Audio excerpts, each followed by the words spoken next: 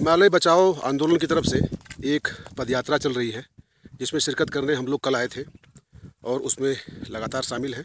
पहाड़ों पर चढ़ना उतरना, गांव वालों से मिलना, बातें करना, जागरूक करना। बेसिकली मामला ये है कि पहाड़ बचाने के लिए गांव वालों को सचेतन होना चाहिए, उनके संसाधनों की लूट न हो, विस्थापन, गरीबी और जो तमाम दिक्कतें हैं वो लोग।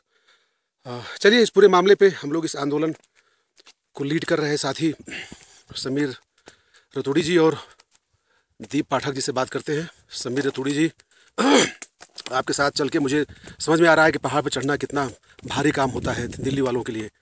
क्या है मकसद, थोड़ा सा संक्षेप में बताएं।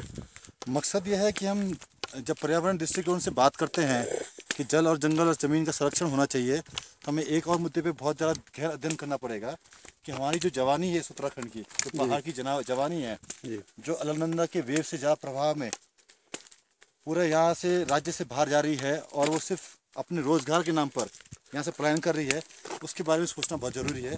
तो अंततः बात ये होती है कि जवानी का संरक्षण कैसे करें, उस पर हम बात करना चाह रहे हैं। मैंने 2-3 मीटिंगें आपकी देखी हैं गांव में, जहां पे आप लोगों से आखिर में कहते हैं कि आप सभी लोग 4 सवाल पूछना उन अफसरों से जो आपके यहाँ आते हैं, कभी कभार उन नेताओं से जो वोट लेने के लिए आते हैं, जो बेसिकली जिम्मेदार हैं यहाँ के पूरी समस्याओं के लिए। तो वो 4 सवाल क्या हैं जिनके बारे में आप 4 सवाल बताते हैं, आप पूछते हैं? सबसे पहला सवाल हम जो चाह रहे हैं वो ये सवाल है कि उत्तराखंड के अंदर जो संविधान संशोधन 73वां का अनुपालन क्यों नहीं होता है।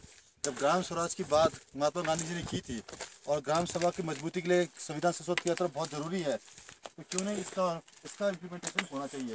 तो पहला सवाल हमने ये कहा है कि गाँव वाले पूछे कि हमारे ग्राम स्वराज को मजबूत करने के लिए संविधान संशोधन 73 क्यों नहीं अनुपालित होता है। पहला सवाल हमारा ये है जी। दूसरा सवाल जो हम पूछ रहे हैं वो ये पूछ रहे हैं कि ग्रीन बोनस अगर उत्तराखंड को ऑक्सीजन की रॉयल्टी पे मिल रहा है, तो ये समझना ये ऑटोमेटिक समझ जाना चाहिए कि पहाड़ के कंदराओं में जहाँ जंगल जीवित हैं, जिन जंगल के कारण ऑक्सीजन मिला है, उसके जी उसके उस ऑक्सीजन रेट में हम लोग को बढ़िया था। उस ऑक्सीजन के बदले अगर हमें रॉयल्टी मिल रही है। ग्रीन बेल्ट क्या है कॉन्सेप्ट? ग्रीन बोनस कंसेप्ट ये है कि पूरे भारत योजना आयोग ने इस बात का मनन किया है कि जो जंगल हमारे तमाम पर्वतीय राज्य में, जम्मू कश्मीर से लेकर और तमाम नॉर्थ ईस्ट स्टेट्स तक जो पूरे जंगल हैं, जिससे पूरे भारतवर्ष को ऑक्सीजन मिल रही है, उसके बदले रॉयल्टी के नाम पर पूरे उत्तराखंड प्लस 12 राज्यों को हम लोग 12 करोड़ रुपये बांटेंगे, जिसमें उत्तराखंड के खाते पर 1000 करोड़ रुपए ऐसी रॉयल्टी आ रही है। ये जो यहाँ पे ऑक्सीजन है, ग्रीनरी है, जंगल है, उसके एवज में जो है राज्यों को दिया जा रहा है, इन राज्यों जी हाँ, इस जंगल से उत्पन्न होने वाली ऑक्सीजन के बदले तो की मांग है कि मतलब ये यहाँ के लोगों को मिले। हमारा बोलना यह है कि ये वाजिब तौर पे बनता है कि अगर ऑक्सीजन इस जंगल से मिल रही है, तो इस जंगल को संरक्षित करने में जिन लोगों का योगदान है, पैसे भी उन्हीं लोगों के उत्थान के लिए लगाए जाने चाहिए, न कि तराई क्षेत्र के लोगों के लिए लगाए जाने चाहिए। दीप पाठक जी, आपका पत्रकारिता में काफ़ी अनुभव रहा है और लगातार इस तरह के आयोजनों और पहाड़ की जो चिंताएं हैं उसको लेके आप जो है शामिल रहे हैं। तो थोड़ा सा बच के, कैमरामैन आराम से, कीचड़ है काफ़ी, तो इस पे आप अपने नज़रिए से, चूँकि आप चीज़ों को बड़ा शाराना अंदाजे में देखते हैं, क्या कहेंगे? ये कैसे सूझी आपको कि 150 किलोमीटर पैदल चल रहे हैं आप, जिसमें हम लोग खुशी चलने में हाफ जा रहे हैं, बैठ जा रहे हैं? देखिए, 150 किलोमीटर नहीं, ये यात्रा कम से कम 450 किलोमीटर की है। अब तक चल चुके हैं कितना? अब तक 150 किलोमीटर हम लोग चल चुके हैं। वही मैं कहना चाह रहा था। देखिए, हम लोग पहाड़ के तमाम सारे, जो समीर भाई ने आपको बताया, पहाड़ को समझने के लिए पहाड़ की यात्राएं की जानी जरूरी है, तभी पहाड़ सही से हमें समझ में आता है कि पहाड़ में हो क्या रहा है। जी, लोगों से कनेक्ट होना, ग्राउंड रियलिटी जानने के लिए उन तक जाना। जी, हालांकि सड़क और सस्ता राशन ज़रूरी है विकास के लिए, लेकिन यहाँ के अधिकांश ग्रामीणों ने हमसे कहा कि 5 चीज़ों ने उत्तराखंड तबाह कर दिया है: सड़क, सुअर, सस्ता राशन, शराब और सरकार।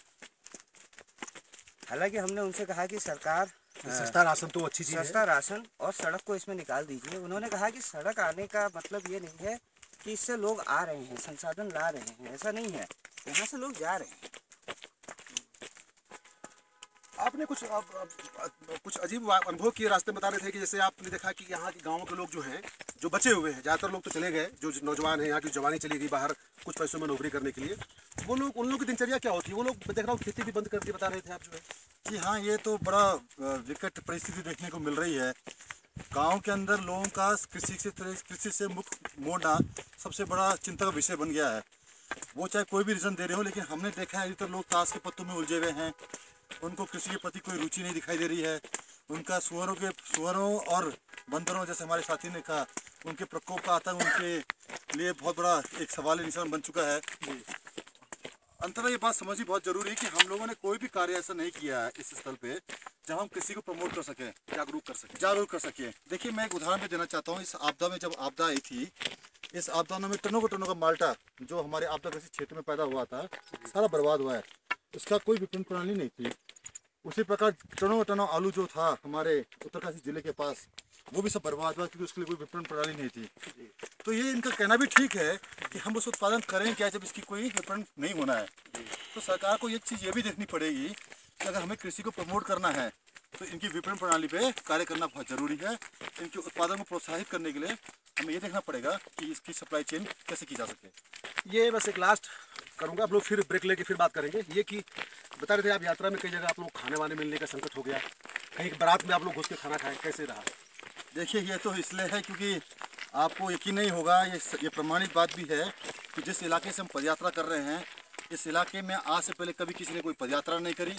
इनको सामाजिक सरोकार से जुड़े लोगों से कभी संपर्क नहीं हुआ है और इनका स्पष्ट कहना था कि हमने पहली बार देखा कि कोई व्यक्ति ऐसे पदयात्रा कर रहे हो।